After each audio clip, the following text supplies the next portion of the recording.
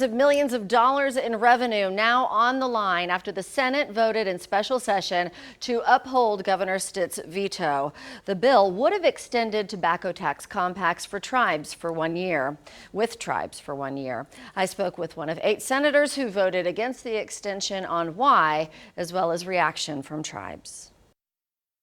I declare the governor's veto on Senate Bill 26 to be sustained. In special session, the Senate failed to override Governor Kevin Stitt's veto to extend a tobacco tax compact with tribes for 1 year. The vote, 31 yes to only 8 no, but the Senate needed 2/3 approval, meaning it failed by 1 vote. Senate Pro Tem Greg Treat argued Oklahoma is at risk of losing $57 million a year in revenue. One of the things that people are saying is that if we do not extend these compacts, the state's still going to get its money, don't worry.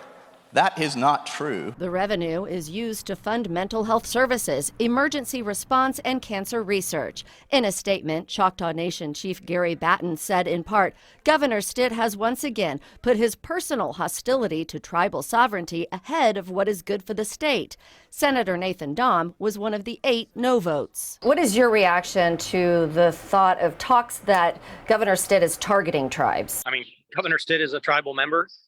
He's trying to do what's best for every Oklahoman, not just one specific special interest. Senator Dahm said he made his decision because the Senate is violating state law by not allowing the governor sole authority to negotiate with tribes. What leadership has done in this regard is they are ignoring current state law, they're ignoring state statute, and they are trying to interject them into this process. And this is something that right now the governor has the authority to be involved with, not the legislature. Senator Treat dismissed that notion, adding it's been up to the governor, but the Senate also has authority. We delegated that authority, and we can bring it back in-house if it's deemed that the governor is not acting in good faith. Governor Stitt also expressed concern over how the McGirt decision could impact compacts. Treat argued, regardless, the state must find a way to continue to work with tribes or risk losing millions of dollars.